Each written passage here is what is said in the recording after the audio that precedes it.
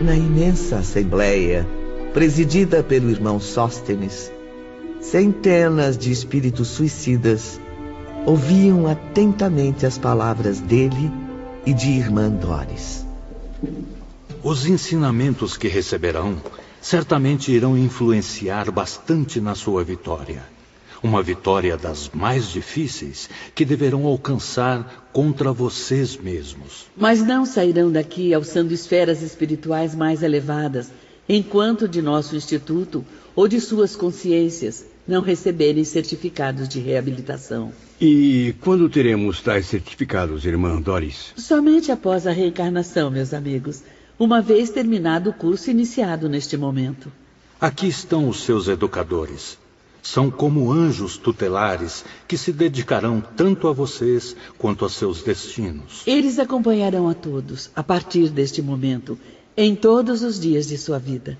E só darão por cumprida a nobre missão quando vocês voltarem da Terra novamente para este abrigo no mundo espiritual. Receberão, então, e ganharão como que um passaporte para outra localidade espiritual, onde retomarão a rota evolutiva tragicamente interrompida pelo suicídio. À minha direita está Epaminondas de Vigo, espírito elevadíssimo, que vem desde o antigo Egito e da Idade Média na Espanha até os dias atuais, servindo a verdade em nome de Deus. Nos tempos apostólicos, como discípulo de Pedro, glorificou o Mestre Divino, sofrendo o martírio e a morte no circo de Nero. Na Espanha, brilhou como estrela salvadora, auxiliando os desgraçados e perseguidos. Mas justamente porque brilhava no meio das trevas, sacrificaram-no outra vez, não mais atirando seu velho corpo carnal às feras famintas, mas queimando-o numa fogueira pública. À esquerda, Surya Omar, antigo mestre de iniciação em Alexandria, notável filósofo na Grécia, logo após a chegada de Sócrates. Como precursor de Jesus Cristo, ensinou a doutrina secreta a discípulos das mais modestas classes sociais, aos deserdados e infelizes. Espalhou conhecimentos repletos de vibrações divinas, inspirado na elevação dos pensamentos ao Criador. Mais tarde, reencarnou na própria Judéia, atraído pela figura incomparável do Mestre dos Mestres.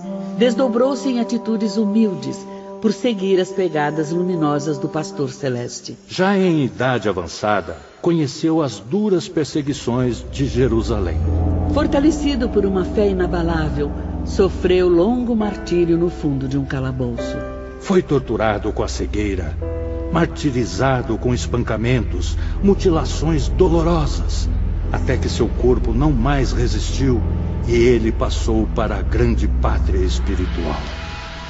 Surya Omar, como Epaminondas, teve a mente voltada desde muitos séculos para as altas expressões da espiritualidade.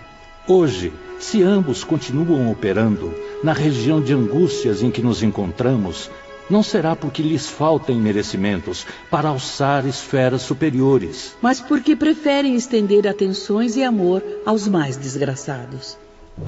E este é Aníbal, meus caros filhos, jovem que conheceu pessoalmente a Jesus de Nazaré durante suas pregações inesquecíveis pela Judéia.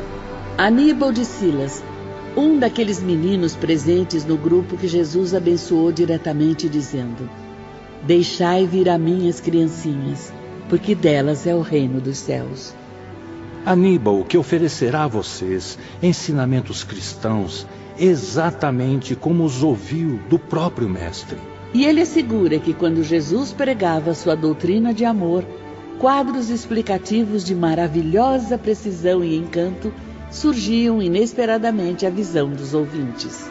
Sim, irmã Doris, esclarecendo-os de forma inconfundível, por imprimirem na mente de cada um o exemplo que nunca mais seria esquecido. Era por isso que, falando, o grande Salvador conseguia conter multidões famintas por longas horas. Era capaz de dominar povos rebeldes, arrebatar ouvintes, convencer corações receosos. Aníbal cresceu e fez-se homem, sentindo-se sempre envolvido pelas radiações do Divino Mestre e que nunca mais se apagaram das suas recordações. Trabalhou pela causa, repetiu o que ouviu do Senhor ou de seus apóstolos, preferindo, porém, instruir crianças e jovens, lembrando-se da bondade com que Jesus se dirigia à infância. Viajou e sofreu perseguições, injúrias, injustiças, até porque era de bom gosto social criticar os adeptos do Messias, ofendê-los, persegui-los, matá-los. Em Roma, Aníbal viu-se glorificado pelo martírio. Teve o corpo incinerado num poço que ornamentava os jardins de Nero, aos 37 anos de idade.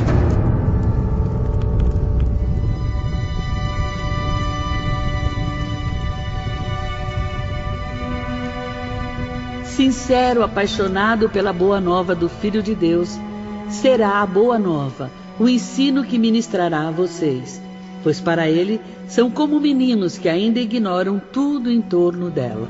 A fim de se especializar nestes sublimes ensinamentos, têm sido necessárias a Aníbal vidas sucessivas de renúncias, trabalhos, sacrifícios, pois somente assim seria possível desenvolver este dom tão precioso. Ele o conseguiu, porque jamais em seu coração faltou a vontade de vencer. Nunca esqueceu os dias gloriosos das pregações messiânicas, o momento em que foi abençoado diretamente pelas sagradas mãos de Jesus e a palavra do Divino Mestre dizendo: deixai vir a mim os pequeninos, porque deles é o reino dos céus. É que Aníbal vinha sendo preparado desde eras distantes. Viveu nos tempos do profeta Elias, respeitando o nome do verdadeiro Deus. Foi, mais tarde, iniciado nos mistérios das ciências pela antiga escola dos egípcios. Apesar do sacrifício em Roma, renasceu ainda na terra. Sofreu novas perseguições nos tempos de Adriano e comemorou a vitória de Constantino. Sacerdote católico na Idade Média, por mais de uma vez, foi anjo protetor de pobres crianças abandonadas, convertendo-as em homens úteis e em mulheres honestas. E tanto Aníbal se preocupou com a infância e a juventude, tanto fixou energias mentais naqueles rostinhos tão meigos, que sua mente imprimiu em si próprio uma eterna aparência de adolescente gentil. Sim, pois como veem, ainda parece ser o menino abençoado pelo mestre Nazareno na antiga Judéia, na sua passagem visível pela terra. Até que um dia, uma ordem direta desceu das altas esferas de luz, vinda diretamente do Cristo.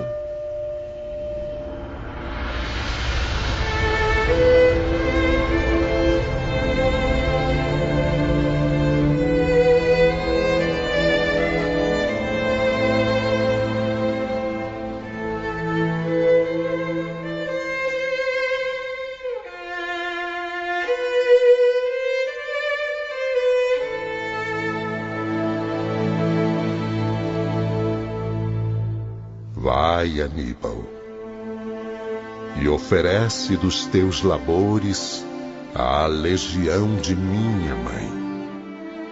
Socorre com meus ensinamentos que tanto prezas os que mais destituídos de luzes e de forças encontrares, confiados aos teus cuidados.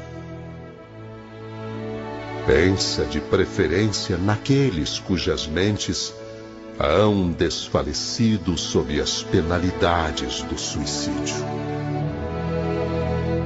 Entreguei-os de há muito à direção de minha mãe, porque só a inspiração maternal será bastante caridosa para erguê-los para Deus.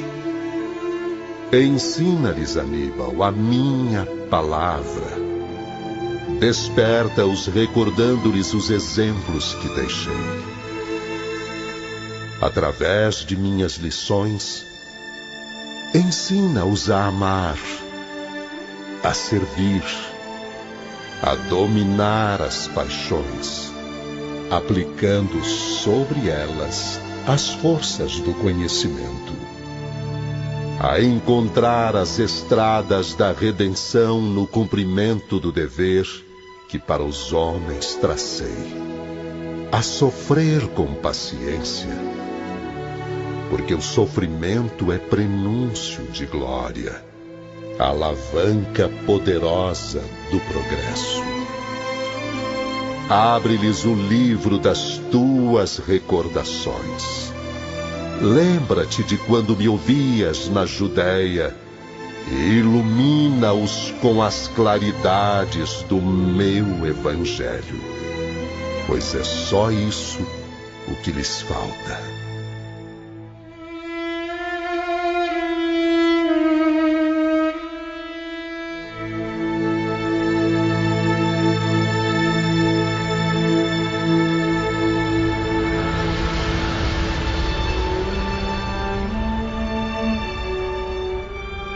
E aqui está ele, meus irmãos, modesto, pequenino como um adolescente, mas tocado pela flama imortal da inspiração cristã.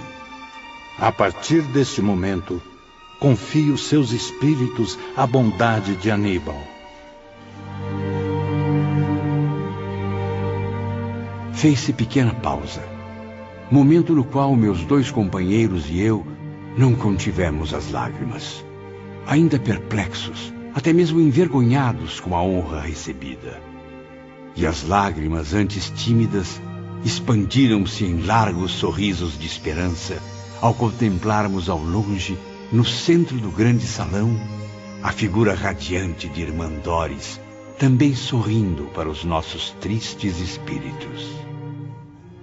Imensa comoção atingia a alma dos aprendizes, extraindo do seu íntimo enorme admiração pelos três vultos que lhes eram apresentados. E que tão estreitamente se ligariam ao nosso destino por um tempo que não poderíamos absolutamente prever. Aproveitando o pequeno intervalo na reunião, Camilo comentava com seus amigos. Confesso que até agora é difícil acreditar.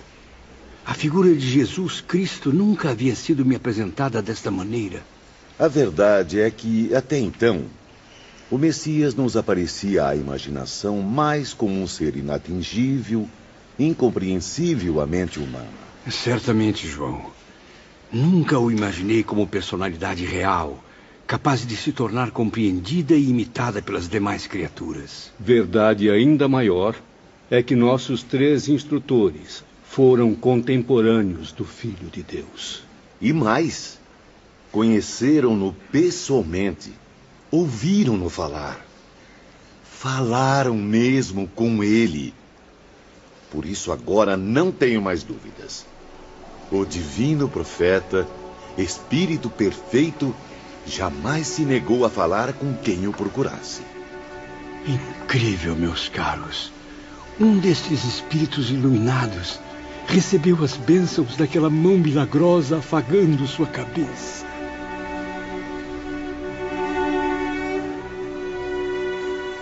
Muitos internos haviam ocultado a face entre as mãos.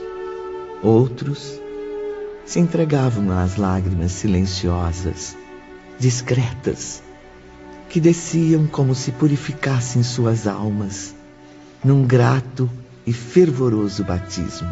A emoção era geral, Ivone. O silêncio continuou por alguns instantes, até que Sóstenes continuou, auxiliado pela sábia Irmã Doris.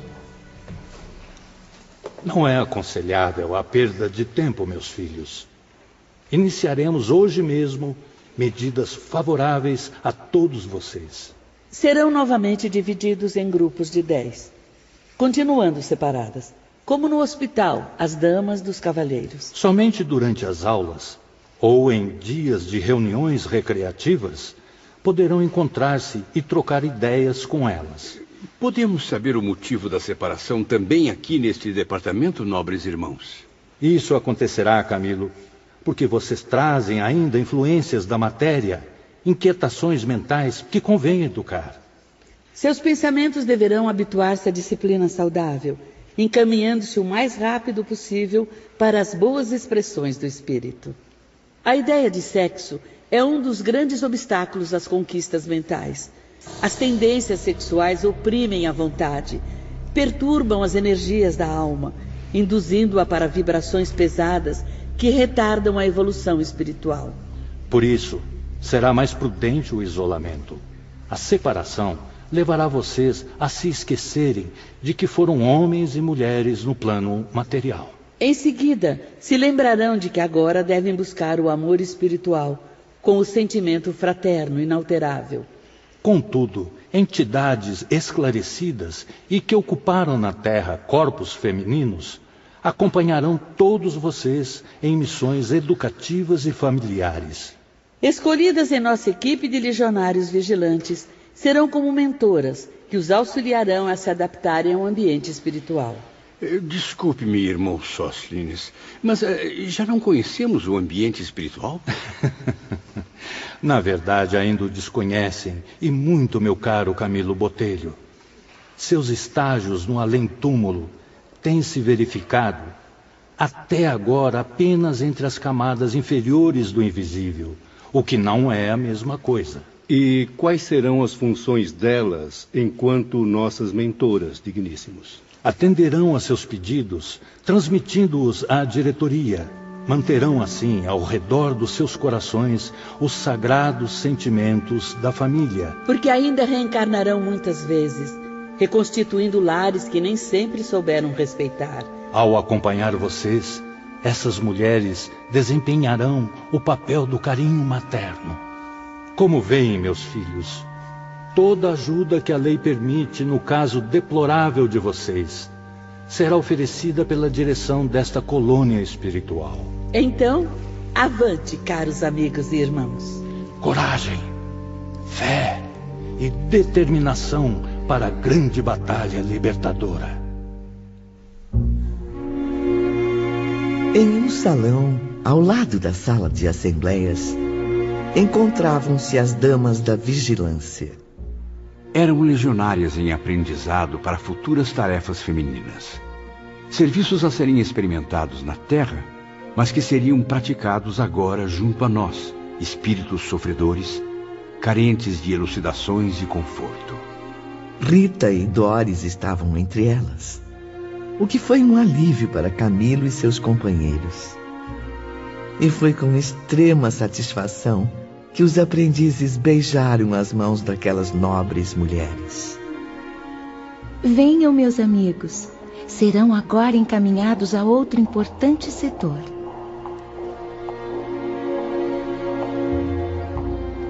Partiram então para o nobre edifício, onde ocorriam as aulas de filosofia e moral, um dos magníficos palácios situados na formosa Avenida Acadêmica.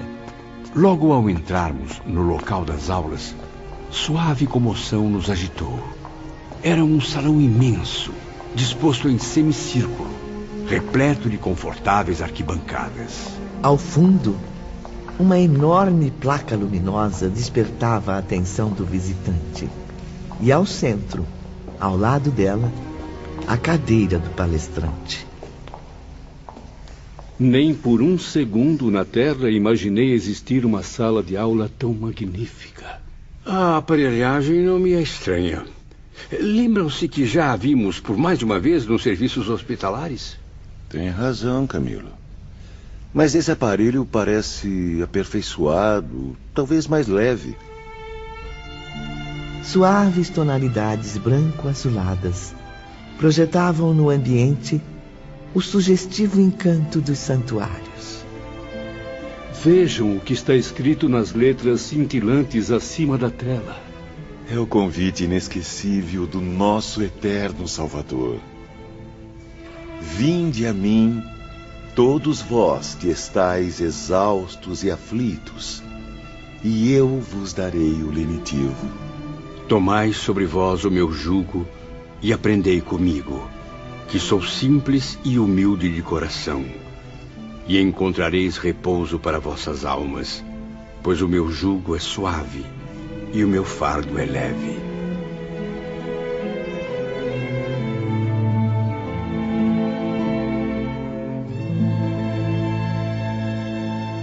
Logo depois, entrava na sala o primeiro professor.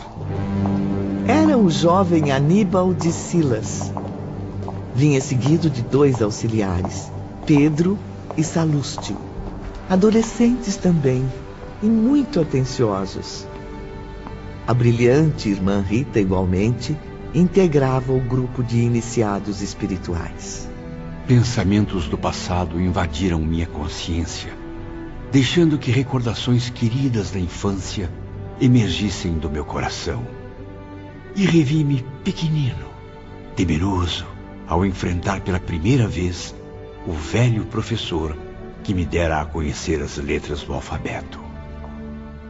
Os auxiliares ligaram fios luminosos à cadeira em que Aníbal já se sentava e prepararam uma espécie de faixa semelhante à usada no caso de Agenor Penhalva.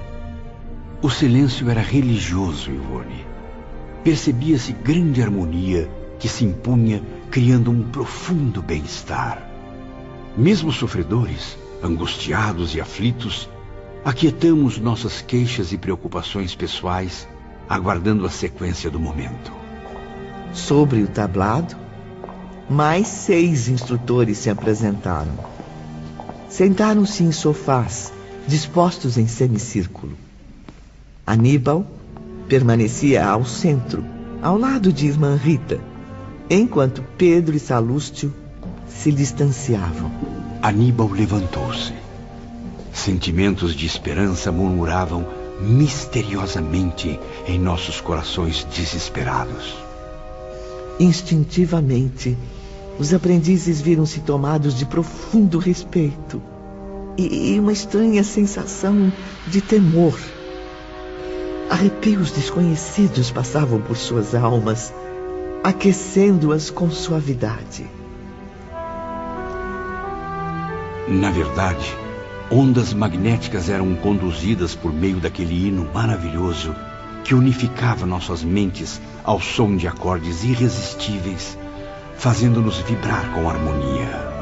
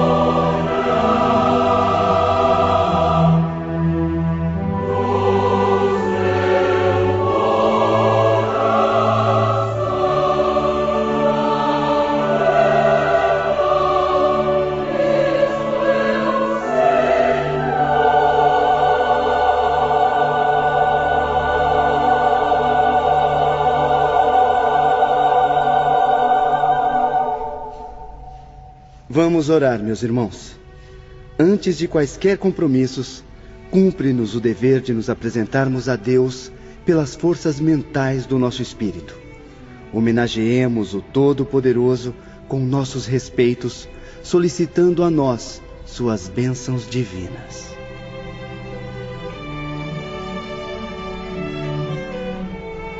Para nós, aqueles olhos brilhantes eram como tochas vivas que reconfortavam nossas almas amarguradas, uma a uma. Baixamos então as cabeças, amedrontados na presença daquela força tão superior. A prece, meus caros irmãos, será a vigorosa fortaleza capaz de manter serenos os seus pensamentos. Neste nosso primeiro encontro, fiz questão de convidar a querida irmã Rita para participar da palestra. Ela certamente também nos trará muitos ensinamentos sobre o poder da oração. Sim, Aníbal, pois precisarão de tranquilidade para enfrentar as tormentas que virão. Por isso, alçar a mente ao infinito, nas suaves expressões de uma oração sincera e inteligente, é a chave para o início do progresso. Orando, apresentando-se confiantes e respeitosos ao Pai Supremo, receberão dele a influência bendita de suas forças indestrutíveis. Impulsionados pela prece bem sentida e compreendida, aprenderão cada vez mais a mergulhar o pensamento nas dádivas celestes e voltarão esclarecidos para desempenhar as mais árduas tarefas. No intuito de iniciarem logo esse roteiro tão proveitoso, convém esquecer o passado e perseverar no bem, meus amigos. Não importa se a lembrança dos crimes cometidos pese em suas consciências, nem que por isso surjam novas dificuldades a enfrentar. O que se torna urgente e inadiável é querer iniciar a tentativa. É vocês se aventurarem vigorosamente reanimados pela mais viva coragem que puderem convocar. E Aníbal orou então, atraindo nossos míseros pensamentos para aquelas estradas suaves que espalhavam bálsamos confortadores e forças renovadoras. À medida que orava, porém, uma faixa fosforescente de radiação azulada estendia-se sobre ele, envolvendo a todos como num mágico gesto de bênção. Aníbal sentou-se ao centro do semicírculo formado pelos 6 instrutores. Pedro e Salúcio colocaram a faixa de luz em sua cabeça, ligando-a à tela espelhada. Um minuto de recolhimento e concentração predominou entre o grupo dos elevados orientadores espirituais. Logo após, o professor iniciava a explicação da sua importante aula, assessorado por Rita. Pela importância do que se passou, Ivone, não apenas naquele dia, como nos subsequentes, durante essas aulas inesquecíveis, decidi dedicar um capítulo de minha obra a estes fantásticos acontecimentos espirituais. Louvado seja Deus por me oferecer a honra de transcrever estas páginas iluminadas, as quais se propagam agora através das ondas sonoras. E que muitos ainda possam ouvir e passar adiante estes ensinamentos. Sim, pela influência que exerceu sobre nosso destino, nosso desenvolvimento moral e mental, o mínimo que eu poderia fazer, Ivone, era oferecer à humanidade este capítulo especial. Feito com muito esforço e boa vontade. Sem dúvida, querida amiga. Porém, apenas um reflexo muito pálido do que presenciamos realmente nas misteriosas e extraordinárias paragens do invisível.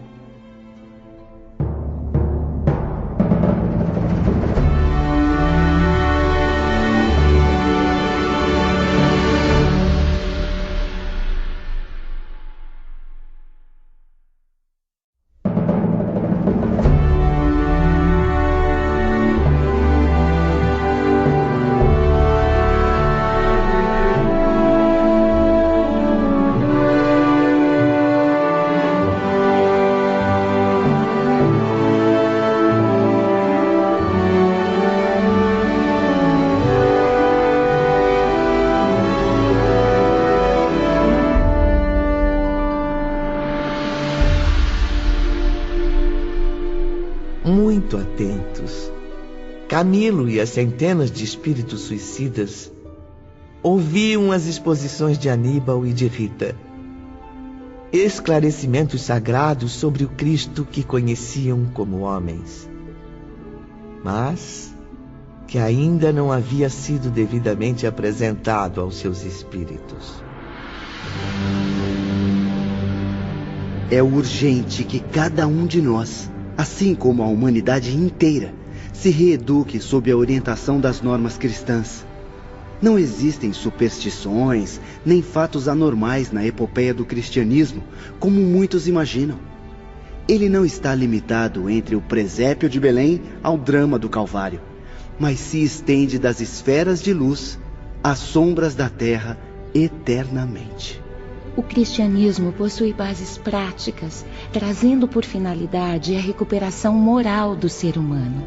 Só a magnífica doutrina exposta por Jesus permitirá a vocês, assim como a toda a humanidade, a oportunidade para a verdadeira reabilitação, para a aquisição de uma nova e elevada moral, de renascimento pessoal e coletivo, de progresso legítimo. Exatamente, Aníbal. Não importa que sejam doutores, sábios, gênios até. De nada servirão tantos títulos se desconhecerem as normas da justiça cristã.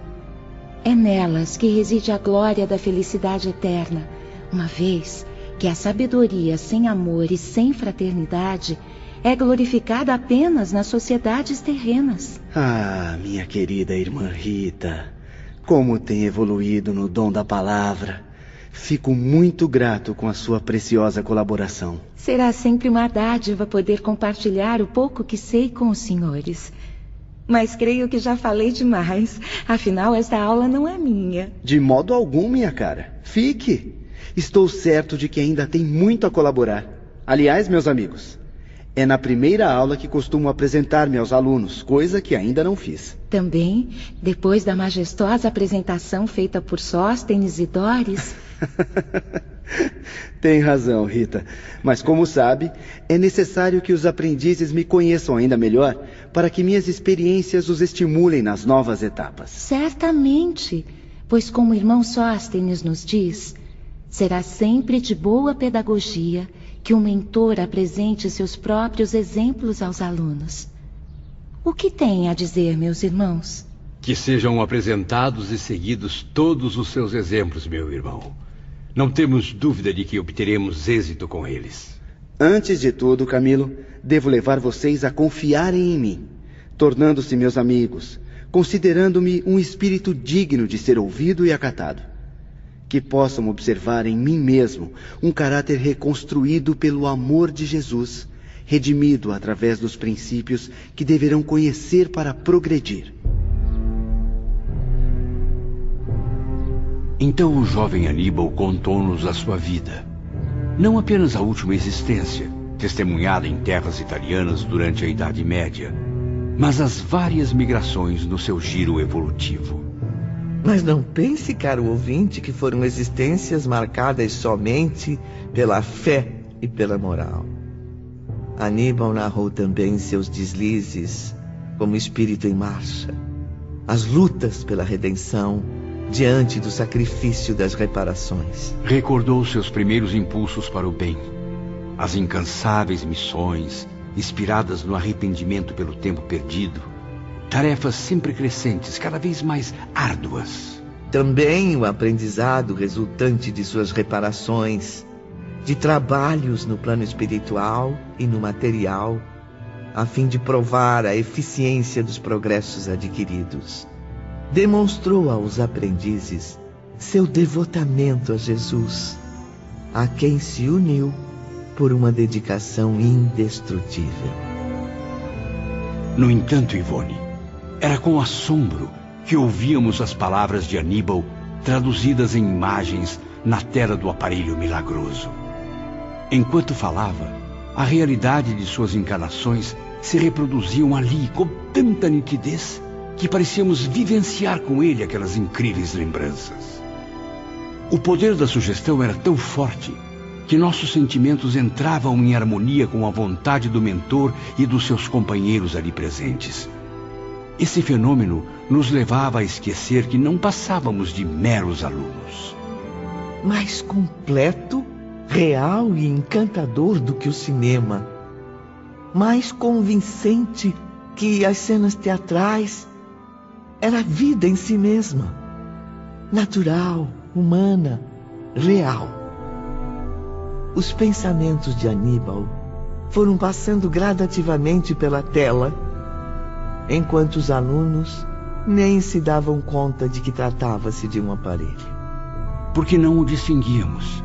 Estávamos concentrados apenas no conteúdo, nos fatos que se destacariam em nossas mentes como estímulos para o futuro. Cessaram as dramáticas lembranças. Os assistentes desligaram a aparelhagem. O iluminado instrutor adolescente, então, surgia à mente dos aprendizes como um ser muito querido, de quem nunca mais desejariam se separar. Era, por assim dizer, uma comunhão de nossas almas com a de Aníbal, com seus nobres e fraternos anseios.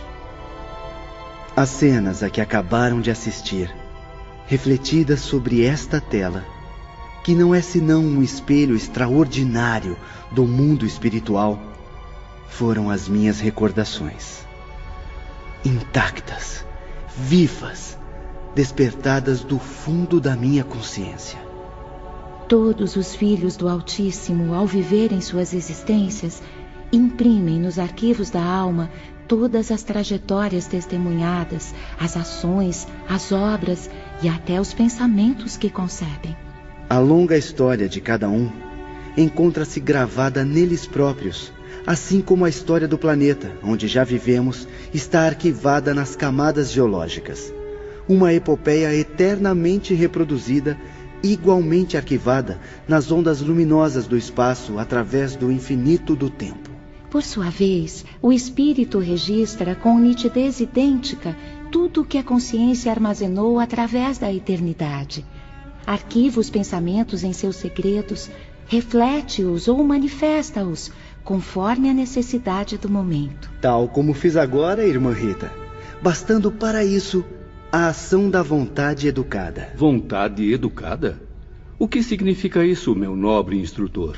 Será que poderemos usufruir dela algum dia?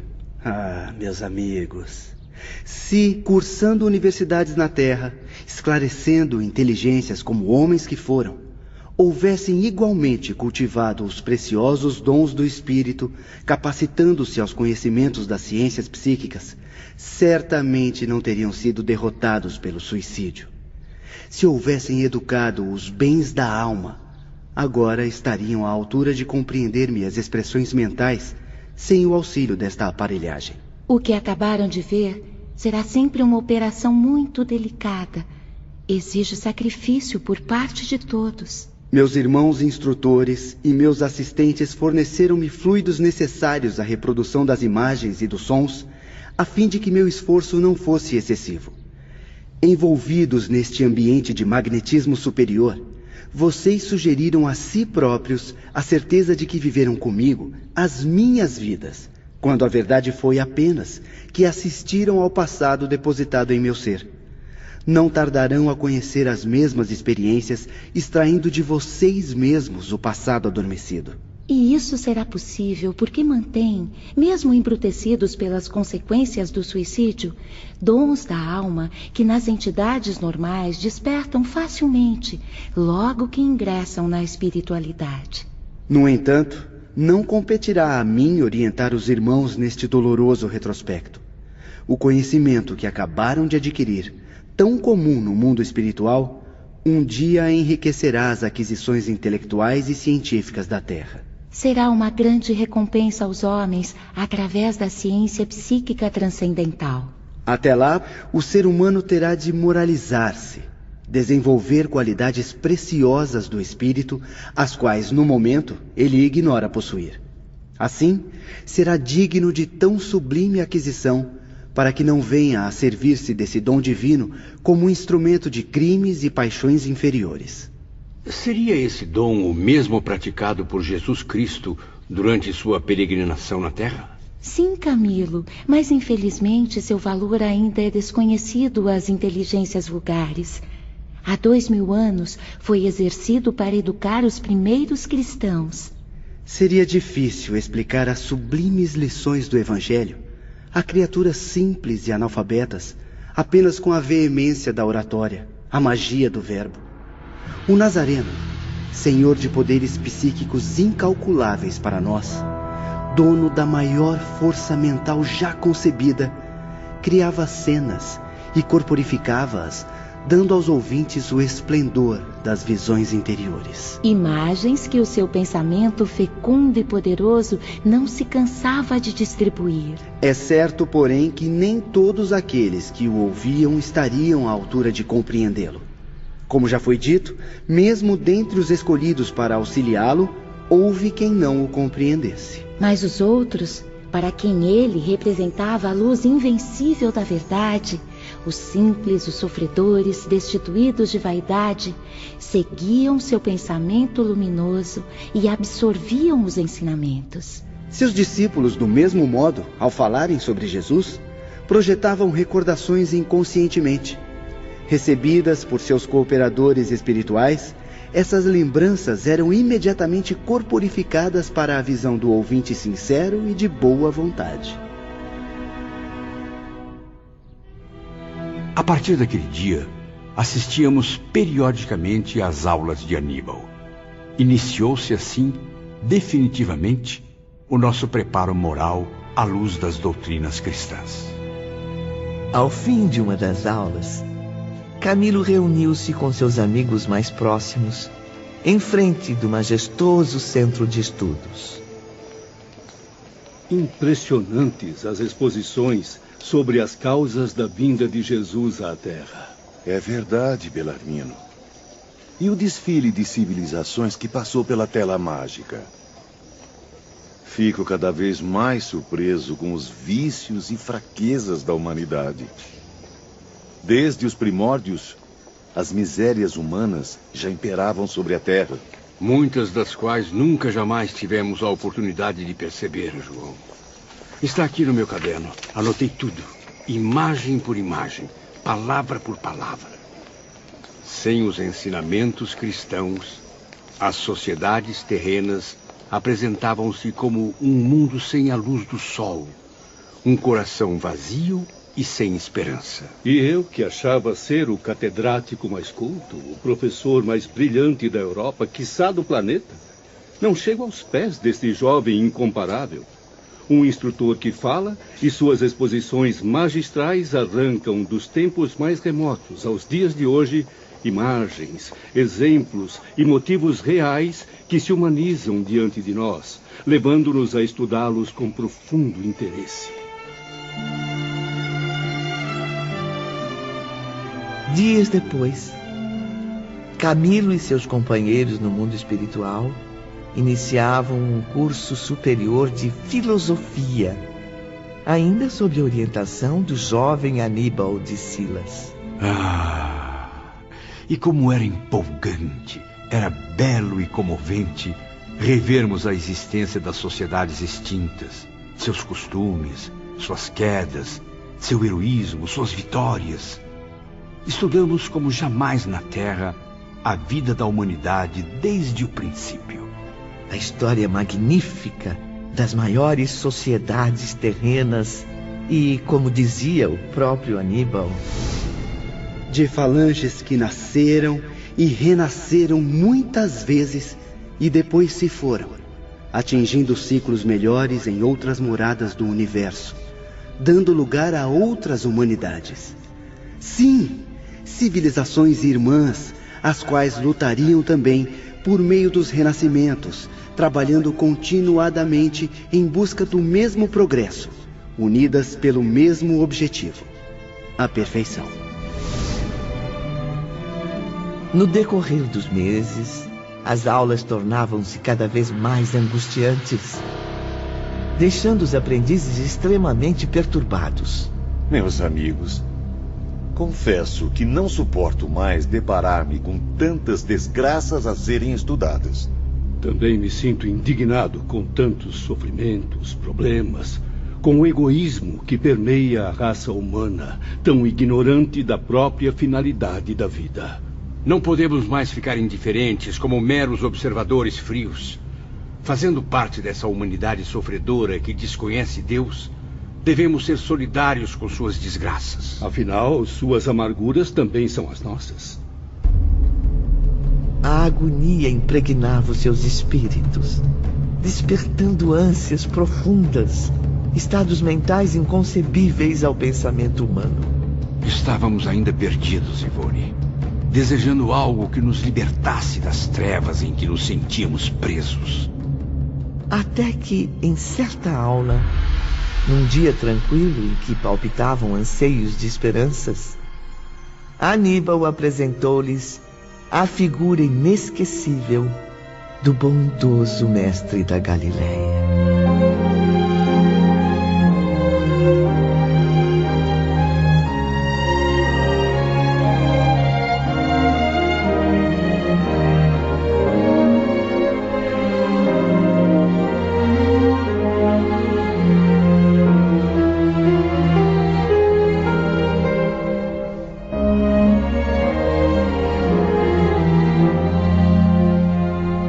Seguirão agora a grandiosa epopeia do cristianismo, meus amigos.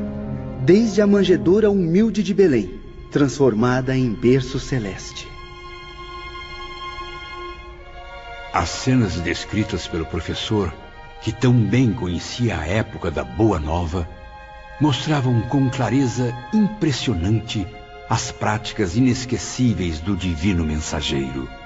Os discursos sugestivos, animados pelo colorido vivo dos quadros citados.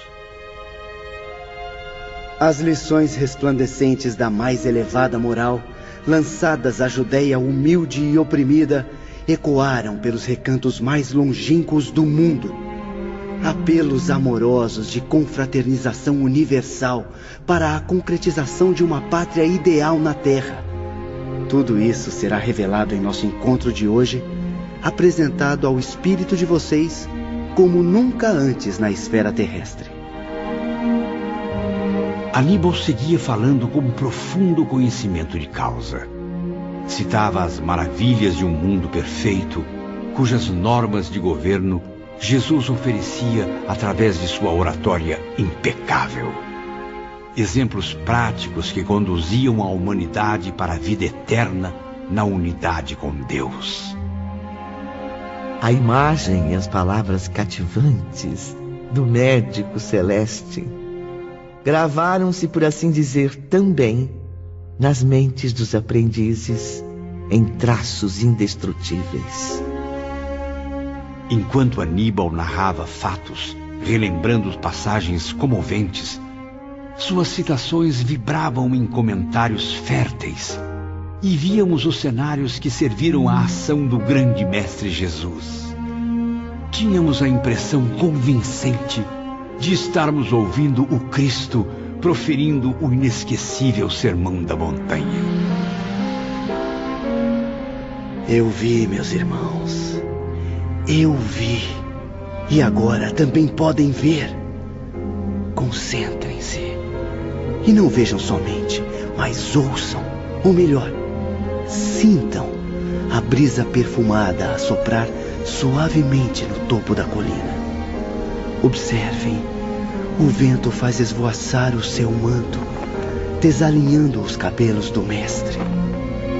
Agora, estamos com ele às margens do Tiberíades. Vejam quantos seguidores nosso Salvador reunia em Genizaré, pelas cidades da Judéia ou pelas aldeias pobres da Galileia.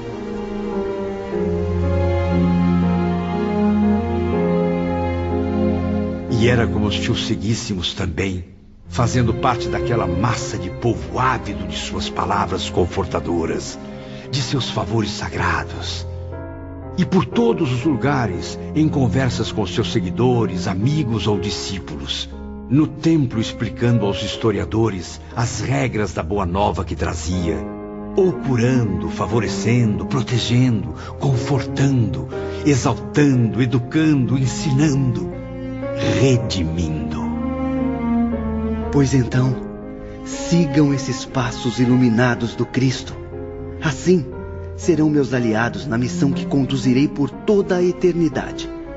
Ensinar a aprender, com Ele mesmo, os caminhos para a reabilitação espiritual e humana. A cada imagem, cada palavra, cada expressão do Filho de Deus, Camilo e seus companheiros tornavam-se mais esperançosos, porém cientes do dever que lhes cabia. E Aníbal continuava. Não apenas a Terra recebeu as mensagens da Boa Nova, mas também o astral inferior foi visitado por Jesus. Ele compareceu ali, convertendo espíritos que há séculos permaneciam nas trevas da ignorância, estendendo a todos a mão fraterna e redentora. Porque ele possui poder suficiente para se apresentar em qualquer local, tornar-se visível. Aníbal disse-nos ainda que a Terra desconhece grande parte dos ensinamentos trazidos por Jesus, rejeitados pela má fé ou pela presunção dos homens. No entanto, meus caros amigos, chegou o momento de a doutrina grandiosa ser devidamente conhecida por todas as camadas sociais. Para isso, a terceira revelação de Deus aos homens já foi fornecida à humanidade em nome do Redentor.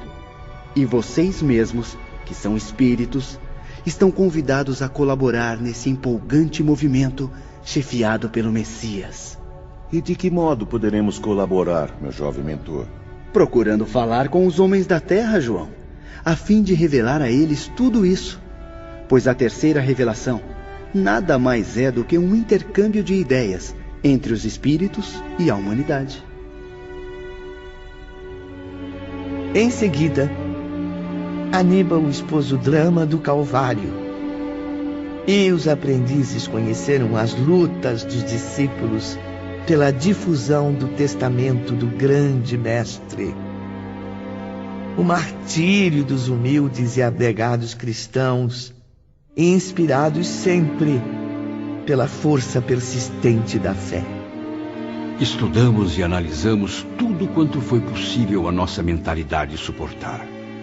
E sempre, ao fim de cada aula, os comentários eram entusiasmados. É realmente uma epopeia incomparável. Precisaríamos escrever muitos fascículos para darmos contas à humanidade da extensão dessa doutrina. Tem razão, Belarmino. Princípios que têm origem no próprio pensamento divino e que um dia, se Deus quiser, envolverão todos os setores das sociedades terrestres e espirituais. No decorrer daqueles encontros inesquecíveis, compreendemos o motivo da transformação de Maria Madalena, tão comovidamente apontada no Evangelho.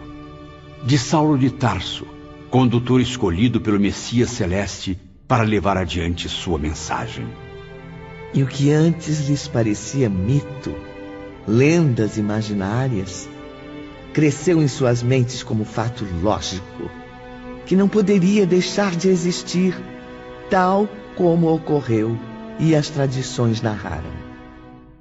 Apresentado à nossa compreensão, assim, naturalmente, despido dos mistérios com que os homens teimam em ofuscar sua grandeza, Jesus se impôs à nossa convicção de outra maneira, como o mestre por excelência, o guia incomparável, devotado ao ideal da regeneração humana por intermédio do amor, da justiça, do trabalho. E Aníbal nos aconselhava: devem compreender e amar o mestre dos mestres. Assim, abastecerão seus corações de fé e de esperança, qualidades indispensáveis ao espírito em marcha de progresso. Esse admirável curso requereu longos anos de dedicação e estudos incansáveis, assim como de exemplificação e prática. Era a iniciação cristã dos espíritos suicidas, rigorosamente ensinada, de forma a não deixar motivos para futuros deslizes morais. Porém, Ivone, a caminhada apresentava-se árdua, longa demais para muitos de nossos companheiros.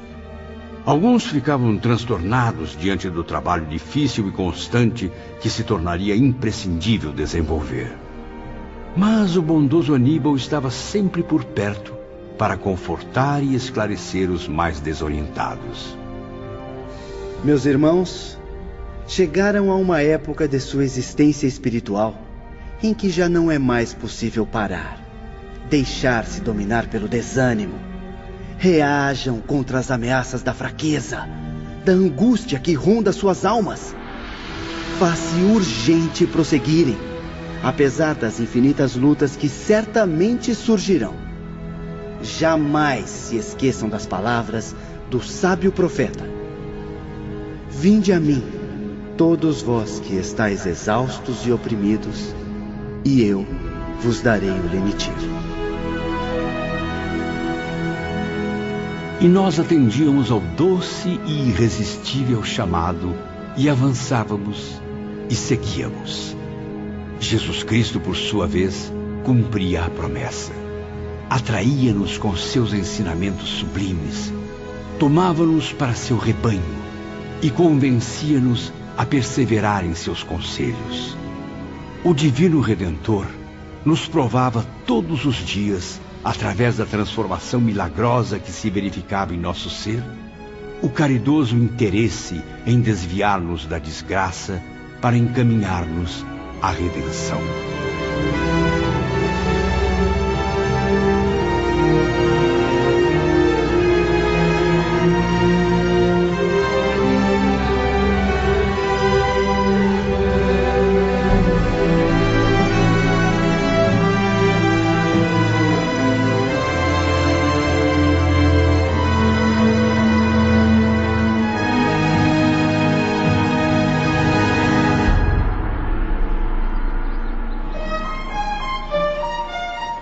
Numa bela manhã ensolarada, Camilo reunia-se com seus amigos enquanto aguardavam a próxima aula. Estavam empolgados, como há muito não se via. Meus caros, a cada novo dia, sinto-me mais atraído por esses ensinamentos. Trouxeram-me tanto conforto que às vezes até me esqueço dos dramas que vivi na Terra e aqui no plano espiritual. É como se as paixões que me desgraçaram estivessem cada vez mais distantes. A verdade é que aqui conseguimos nos esquecer da Terra. Só lembramos dela graças a outros estudos que também experimentamos, sobretudo nas aulas práticas. Mesmo recebendo às vezes a visita de antigos professores, os aprendizes viviam reclusos. Continuava não existindo permissão para saírem da colônia, a não ser em agrupamentos escoltados. Compreendíamos que tal reclusão auxiliaria nosso progresso, e a ela nos resignávamos com paciência e boa vontade. Diariamente, ao entardecer, eram permitidas recreações no grande parque universitário. Reuníamos-nos, então, em grupos e conversávamos por algumas horas. As bondosas mentoras vigilantes de cada grupo geralmente tomavam parte em tais encontros. Também as mulheres, suas irmãs dos departamentos femininos, podiam participar, o que os permitiu ampliar intensamente as relações de amizade.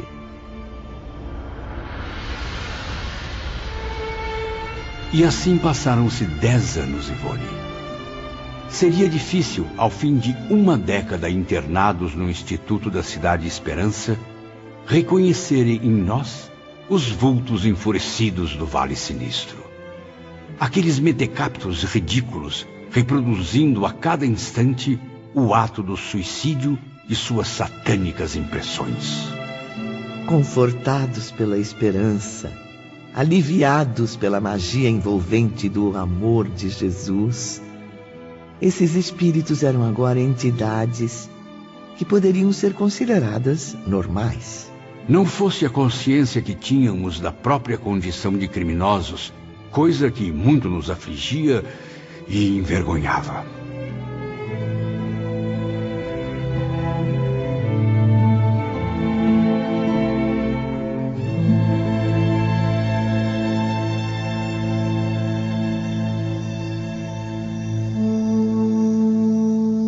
penumbra caía na cidade Esperança no mundo espiritual, e uma forte nostalgia tomava conta de todos. Do templo, situado na mansão da harmonia, partia o convite às homenagens à sua grande protetora, Maria de Nazaré, Mãe do Salvador. Naquele momento memorável, a direção-geral rendia graças ao Eterno. Todos agradeciam os favores concedidos aos que viviam sob o generoso abrigo. E era também quando ordens desciam de mais alto, orientando os trabalhos a serem realizados pelos servos da Legião de Maria. No entanto, não éramos obrigados a orar. Rezaríamos somente se o quiséssemos. Em Cidade Esperança, porém, jamais algum interno se recusou a agradecer ao Divino Mestre ou à sua Mãe querida, através da prece fervorosa, os sagrados benefícios recebidos.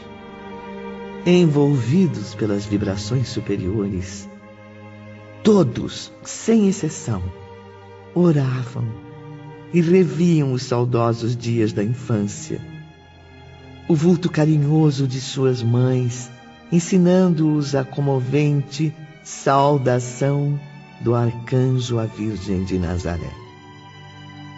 As palavras inesquecíveis do arcanjo Gabriel repercutiam nas profundezas de seus espíritos, tocadas pelo doce sabor do carinho materno que na vida terrestre jamais souberam considerar devidamente.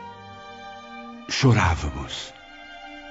E saudades intensas da família e do berço natal, do lar que havíamos menosprezado, dos entes queridos e amigos que ferimos com a desistência da vida, derramavam-se por nosso ser como novas fases de remorsos dolorosos. Orávamos sentindo em cada dia o beijo confortador animando nossas almas. E com isso, crescia a necessidade de nos tornarmos dignos dessa misericórdia. A necessidade dos testemunhos que provassem a Deus nosso imenso pesar, nosso profundo arrependimento por sermos graves infratores de suas magníficas leis.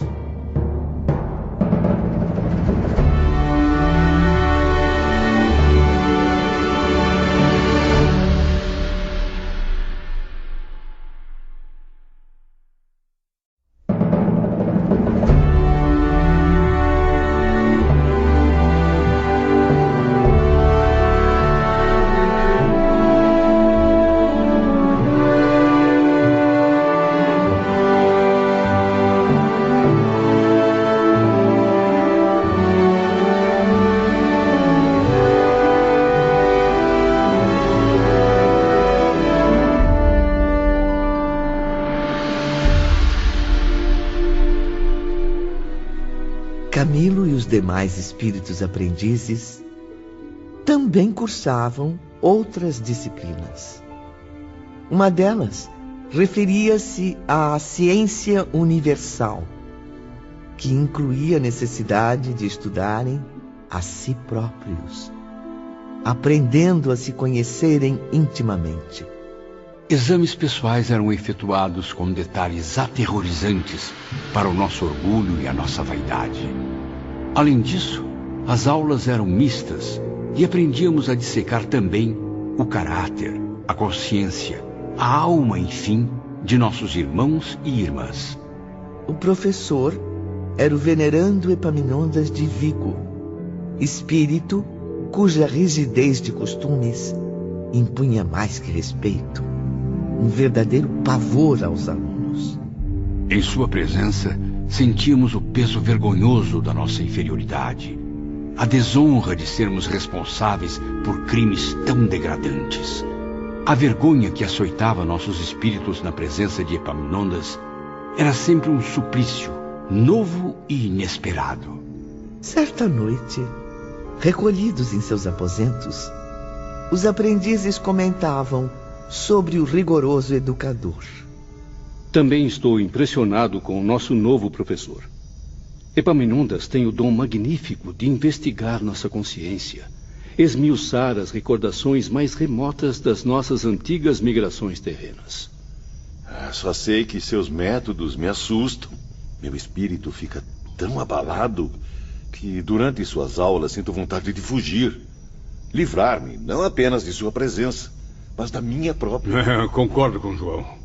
Enquanto Aníbal de Silas acende em nossa alma fachos de confiança no futuro, Epaminondas arranca lágrimas de nossos corações, renova nossas angústias a cada novo encontro, levando-nos a sofrer intensamente. Olha, eu confesso que às vezes chego ao limite da minha loucura. Compreendo seus temores, meus amigos.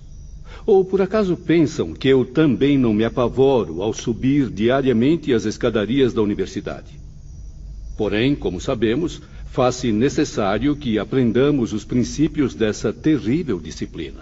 Afinal, Belarmino, é o curso natural, a sequência do que já nos foi ensinado por Aníbal.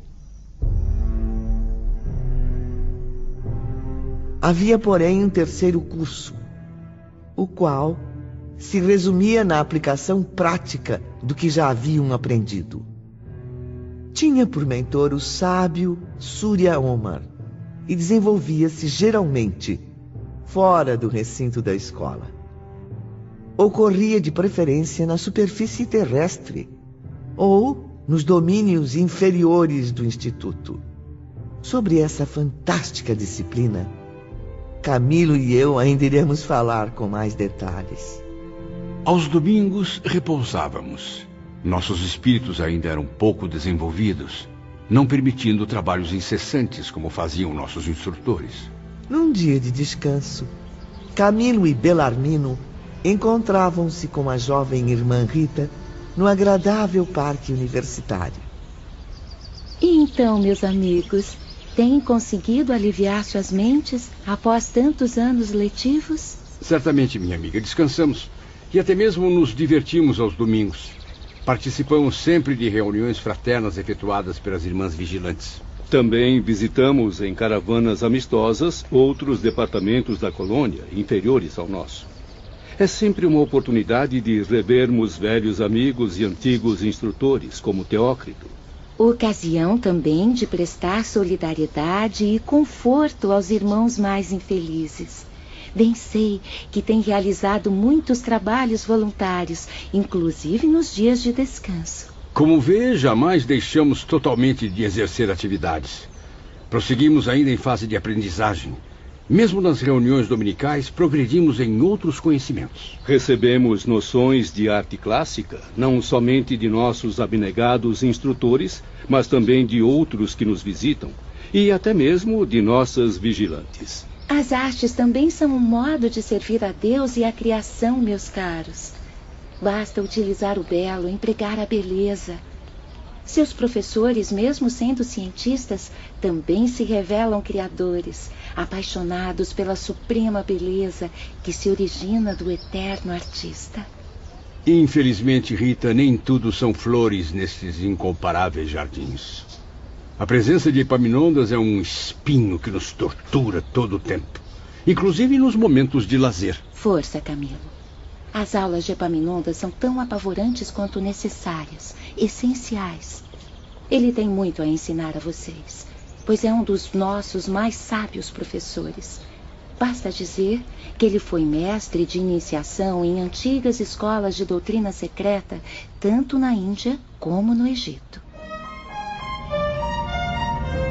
Voltemos então ao dia em que Camilo e seus companheiros assistiam à primeira aula de Epaminondas. Num dos encantadores palácios da Avenida Acadêmica, instalava-se a Escola de Ciências, majestoso e severo nas linhas arquitetônicas. Os aprendizes apreensivos atravessavam seus portões. É impressionante, meus amigos. Tenho a impressão de que aqui se venera Deus com todas as forças da razão, da lógica e do conhecimento. Cada vez que passo por estes portões, estranhas sensações misturam-se em meu espírito. Sinto ao mesmo tempo uma profunda admiração e um terror inexplicável. Lembrem-se de Aníbal. Sua recordação arrastará para nossas lembranças a imagem do Mestre de Nazaré, o magnífico reitor da espiritualidade. Só assim reuniremos coragem, certos de que estamos sob sua proteção. Exatamente idêntico ao santuário, onde se ensinava a ciência do Evangelho, a nova sala de aula apresentava apenas uma diferença: a célebre norma grega escrita no topo da tela espelhada. Homem, conhece-te a ti mesmo. Logo abaixo, uma não menos célebre frase cristã, espécie de autorização divina para os trabalhos que se desenvolveriam sob as suas leis.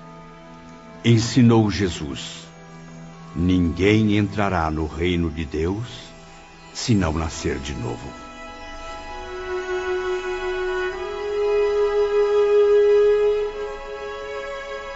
A doutrina cristã permeava todas as disciplinas. Os aprendizes tinham certeza de que seus professores possuíam a mais alta classe moral. Eram filósofos, cientistas, pesquisadores, sociólogos, mas, acima de tudo, difusores das leis divinas. Respeitoso silêncio dominou o recinto. Parecia que todos os pensamentos se entrelaçavam, enquanto vibrações harmoniosas desciam de planos superiores, protegendo e inspirando os sacrossantos trabalhos que se seguiriam. Levantou-se então Epaminondas de Vigo. O velho professor era franzino, modesto, venerável, com barbas longas e brancas. Agora, porém, revelava-se aos nossos olhos surpresos em atitudes enérgicas, como um gigante da oratória, expondo as bases de uma doutrina renovadora até então desconhecida para nós. Bom dia. Que Deus esteja convosco. Cumpre receberem em primeiro lugar os ensinos morais expostos nos Evangelhos do Redentor. Assim irão adquirir critério suficiente para, só então, atingir outros esclarecimentos. A moral divina de Jesus, saneando sua mente e seu caráter, predispôs, nos últimos 2 anos, seus espíritos para que pudessem receber o restante do curso. Por isso, somente agora foram autorizados a entrar em contato comigo. Alguém deseja fazer alguma pergunta? Qual será a duração do curso, nobre professor? Por quê? Está com pressa, meu caro Belarmino. Acalme-se. Faremos, sob minha direção, um curso leve, rápido, por assim dizer, preparatório, de ciência universal, denominada antigamente doutrina secreta. Já tive oportunidade de ler sobre essa doutrina. Soube que era ensinada apenas a mentalidades muito esclarecidas e muito fortes. Ora, meu esforçado professor do Porto. Mentalidades fortes e esclarecidas não são tão difíceis de encontrar. Para compreender o verdadeiro sentido da doutrina secreta, é preciso bem mais que isso. É necessário ser virtualmente capaz de penetrar nos mistérios divinos que se conservam ocultos às inteligências vulgares, ociosas ou presunçosas. Nos tempos remotos, anteriores à vinda do Messias, os ensinos secretos só eram ministrados a indivíduos que durante 10 anos, pelo menos, dessem as mais rigorosas provas de sanidade moral e mental, e no mesmo espaço de tempo demonstrassem a própria reforma interior, isto é, o domínio das paixões, dos desejos em geral, pela vontade iluminada de praticar o bem. Porém, com a descida do Mestre Nazareno às sombras da terra, o ensino secreto foi popularizado, trazendo à humanidade outros esclarecimentos. Desde então, decretos divinos ordenaram que o ensino secreto se propagasse a todas as criaturas, pois o Pai Supremo, penalizado com as amarguras humanas, deseja que todos os seus filhos sejam iluminados pelas verdades eternas. Epaminondas atraía a todos com um discurso vigoroso e contundente. Prosseguia, então, afirmando que batalhas insanas passaram a ocorrer entre os discípulos cristãos e os condutores das paixões inferiores. Luta dura e eterna que se estende por 2 milênios. Os operários do Messias já lançaram mão de todos os recursos para instruir os rebeldes que teimam em não aceitar as verdades celestes. Por isso mesmo, novos decretos divinos foram mandados, a fim de que o ensino seja ministrado mais ostensivamente, com toda a eficiência e clareza possíveis, não a um ou a dois de boa vontade, mas à humanidade toda. É urgente que auxiliemos a regeneração do gênero humano, meus caros, pois, acreditem, uma rigorosa seleção será feita por parte da providência entre os espíritos e os homens. O planeta sofrerá em breve o seu parto de valores, expulsando para mundos inferiores os que não se corrigem há milênios.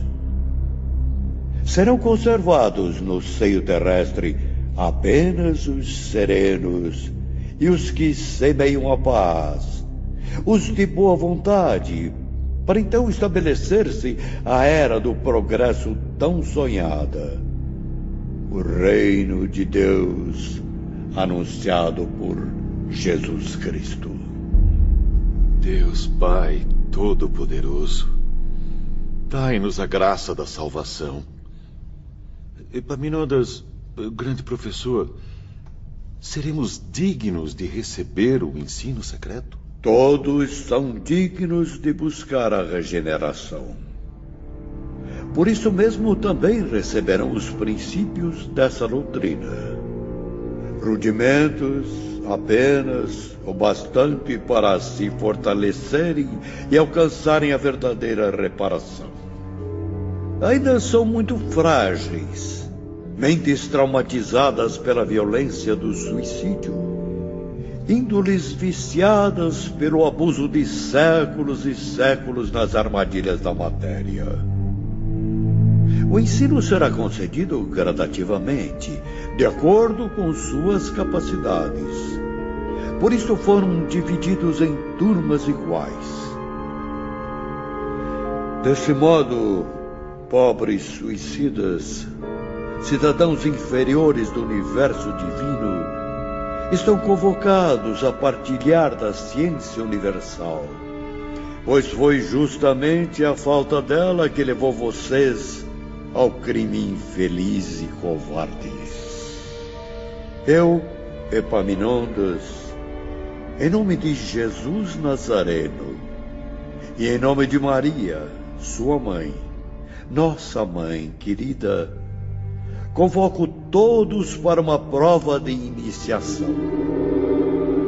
Estejam preparados, pois da sua boa vontade, do seu valor na aplicação dessa experiência, dependerão os êxitos futuros. A vibrante oratória arrebanhou o interesse dos aprendizes, os quais, com legítima admiração, aplaudiram o professor no mundo espiritual. Exprimindo-se em português clássico e em espanhol, Epaminondas de Vigo era realmente um dos espíritos mais desenvolvidos do Instituto. Encantados, eu, Belarmino, João e alguns amigos brasileiros, logo nos sentimos atraídos para o novo curso, ansiosos pelas próximas lições. Entre uma e outra aula, comentávamos. E nós que estávamos apavorados no início, agora mal conseguimos esperar pelos novos ensinamentos de Epaminondas. Não apenas nós, Belarmino. Veja como os demais colegas das outras turmas também estão animados. Assim foi que, no decorrer do curso, o respeitável ancião revelou-lhes o nascimento e a progressão do próprio globo terrestre. O que conhecíamos superficialmente por intermédio da ciência terrestre, isto é, da geologia, da arqueologia, da geografia, Epaminondas resgatou diretamente dos milênios mais remotos. O início de tudo vinha então ao presente, descrito em cenas vivas, em atividades reais, como se houvéssemos participado realmente do nascimento e crescimento da Terra. Presenciem, meus caros. Enriqueçam seus conhecimentos com este momento único. Vejam, é a centelha em ebulição, as trevas do caos, os dilúvios aterrorizantes, as grandes catástrofes para a formação dos oceanos e rios. O maravilhoso nascimento dos continentes e das montanhas majestosas, eternas como o próprio planeta. Os Alpes poderosos desafiando as idades, os Pirineus graciosos, o Himalaia e o Tibete, a Mantiqueira sombria e majestosa. Todos, em épocas diversas, surgiram aos nossos olhos deslumbrados, arrancando lágrimas de nossas almas tímidas diante de tanta grandeza. Voltemos ainda mais no tempo. Vejam, a luta dos elementos furiosos para o surgimento do céu. O oceano incendiado em convulsões pavorosas, sacudindo o centro nascente do mundo ainda solitário. Contemplamos também, boquiabertos, a devastação provocada pelos ventos e tempestades, os primeiros sinais de movimento e vida no leito das águas, a vegetação, os incríveis dinossauros, os lagartos de forma e força inconcebíveis, os mastodontes, enfim, a pré-história. Era um livro imenso, magnífico. Era a divina criação que resistia através do tempo, da eternidade das coisas. E nesse livro soletrávamos o ABC da iniciação gradativamente, pacientemente. Às vezes empolgados, em outras atemorizados, banhados em lágrimas, mas sempre ávidos e encantados, ansiosos por mais conhecimentos. A origem do universo desfilava à frente dos aprendizes, convidando-os à análise sadia e esclarecedora. Diariamente, fortalecia-se naqueles espíritos abatidos o respeito, a veneração pelo grande Criador. A quem havíamos negado, Ivone, mas a quem agora rendíamos graças, apavorados diante de sua grandeza, mas também felizes ao nos reconhecermos seus filhos, herdeiros da sua glória eterna. observem a flora e a fauna em toda a sua variedade de espécies. A geologia povoando o centro da Terra com toda a sua variedade de minerais. O infinito laboratório do planeta. O oceano com seus micro-organismos, seus eternos depósitos de vida, de criação, de espécies. Ah, toda essa riqueza divina, tudo ao alcance do homem, tudo criado para ele. E o ser humano continua a desprezar essa dádiva, vivendo como vive, mergulhado nas trevas da animalidade. E assim viram surgir o homem, a divisão das raças, dos povos, a suprema glória do planeta, abrigando finalmente o ser que deveria refletir a imagem e a semelhança do seu Criador. Durante longos anos, deciframos diariamente esse livro assombroso. Eram ensinamentos tão intensos que nos causavam vertigens, levando-nos até mesmo a adoecer. Frequentemente necessitavam recuperar as energias mentais. O próprio Epaminondas os ajudava com isso, sendo um dos mais dedicados ao seu restabelecimento. Em uma noite de céu estrelado e brisa suave, meus amigos e eu nos reuníamos em frente ao vasto jardim central. Então, meus caros, o que fazer? Estamos às vésperas do retorno ao planeta Terra, que agora conhecemos desde o seu nascimento. Planeta Terra. Instância onde, infelizmente, nada pudemos aprender ainda. Apenas soletramos as primeiras letras do plano material. Uma dúvida ainda atormenta meu espírito. De que forma podem Epaminondas e seus assistentes nos ensinar tais lições, tornando visível no presente o que os milênios esconderam no passado? Compartilho da mesma questão, professor Bellarmino. Afinal, como reconstruir com tanto realismo as idades primitivas, os períodos devastados pelo tempo? São questões profundas, meus amigos, que somente o próprio Epaminondas poderá nos responder. Mas quem aqui terá coragem de lhe perguntar? Perguntas inteligentes não requerem tanta coragem para serem feitas, meus alunos. Professor Epaminondas, desculpe-me, não havia percebido a sua presença. Eu é que peço desculpas aos amigos por haver chegado assim, sem avisar. Muito nos honramos com sua presença, nobre professor. Não há necessidade de avisos nem cerimônias para nos encontrar. Respondendo às suas questões, meus caros Bellarmino, Camilo e João, a verdade é que vivemos todos em plena eternidade. Somos cidadãos do infinito. E para a eternidade o que existe é o momento presente.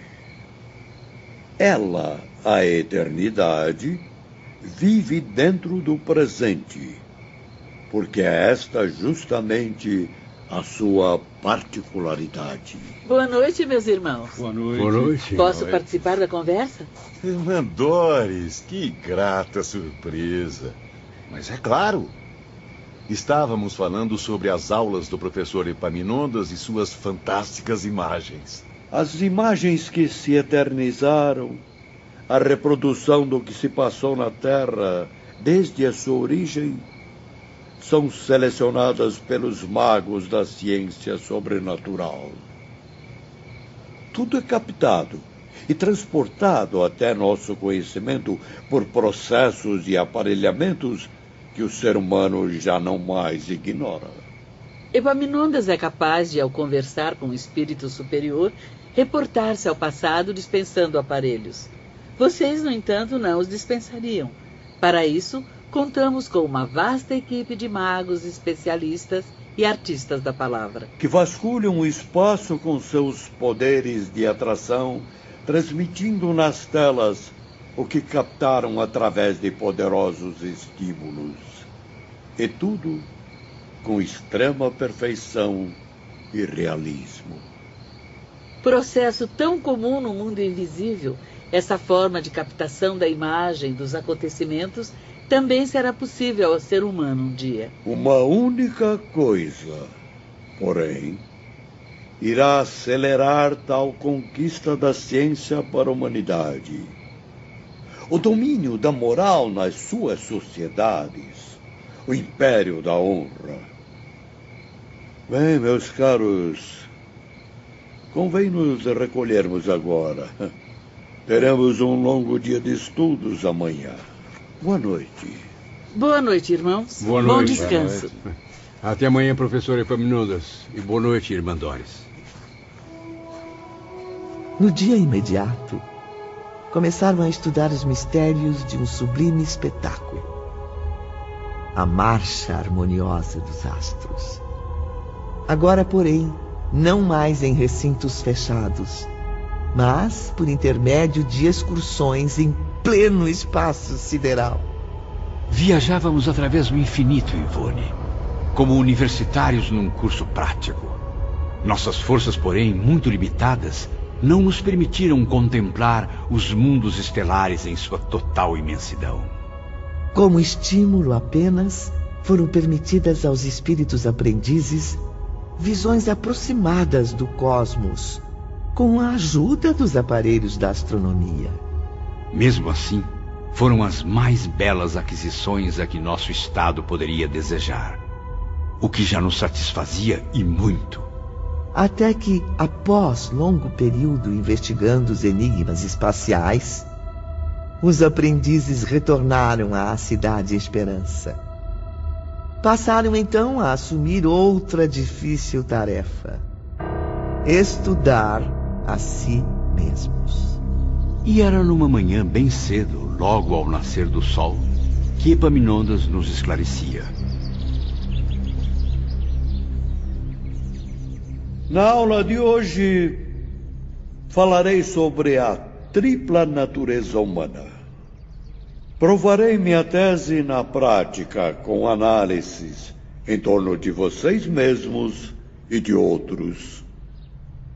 Preparem-se, pois terão surpresas desagradáveis para seus corações orgulhosos. Desculpe-me, instrutor, mas creio que já estudamos esse assunto no departamento hospitalar. Sim, conheceram os rudimentos.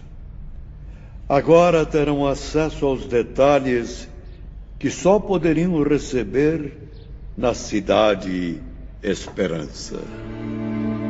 Epaminondas expôs então a realidade das vidas sucessivas, suas leis, suas consequências benéficas, sua finalidade grandiosa, sua extrema necessidade para a evolução do ser. Apontou-nos a jornada dolorosa do espírito nessa sublime ascensão, submetido ao trabalho dos renascimentos e renovações em corpos carnais, dos estágios no além, das tarefas ininterruptas num e noutro plano.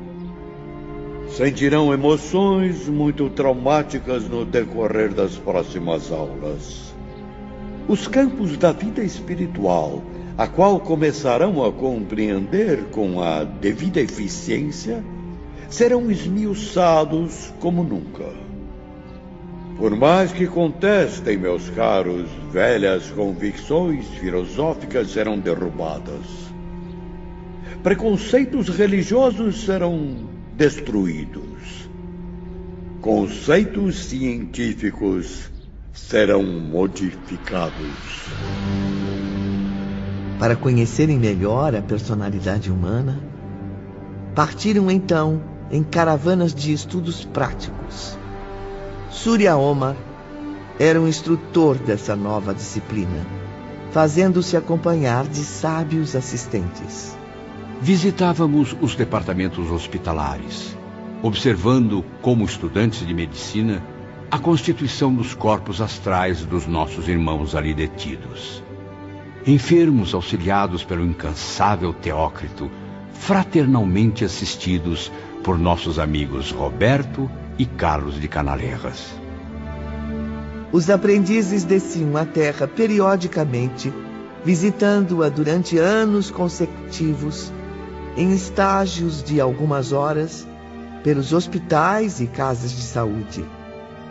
Estudavam o fenômeno dos desprendimentos, sempre observados por eminentes entidades da pátria espiritual.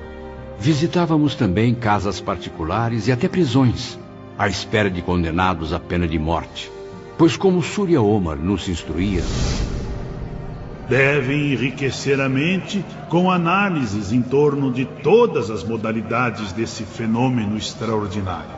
A separação de um espírito do seu corpo carnal, desde o feto, libertado ou não voluntariamente do ventre materno, até o sentenciado pela justiça dos homens à morte na forca e de outras formas brutais. Examinarão cada caráter, cada personalidade ou tipo de doença, assim como a natureza do desprendimento, através de estudos minuciosos. Para que o estudo seja completo, professor, teremos também de assistir a cenas de assassinatos ou catástrofes? Não será necessário, João. Chegarão sempre após o drama a tempo de colher a explicação necessária.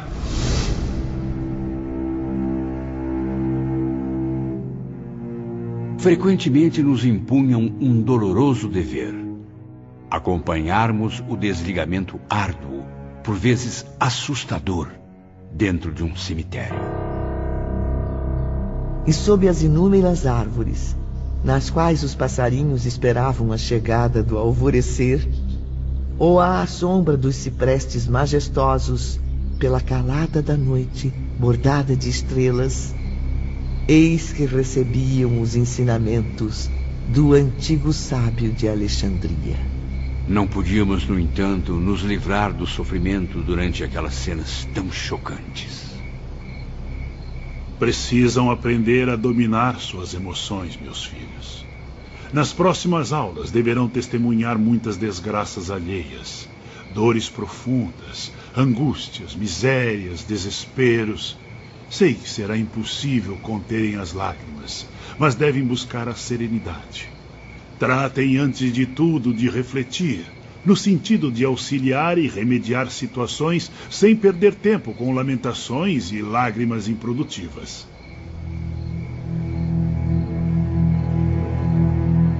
E o que mais temíamos finalmente aconteceu. Fomos obrigados a observar os desprendimentos prematuros ocasionados por suicídio. Ah, Ivone, como é doloroso recordar aquelas cenas, aquelas sensações, aqueles momentos. A loucura que nos atacava no passado retornava das profundezas da alma. Contra a nossa vontade, ela brotava novamente em cada espírito, afligindo-nos com o fantasma de um passado transformado em presente. As atitudes abomináveis de nossas fúrias cresciam na memória, desorientando a todos. Algo precisava ser feito. Estávamos à beira de uma alucinação coletiva.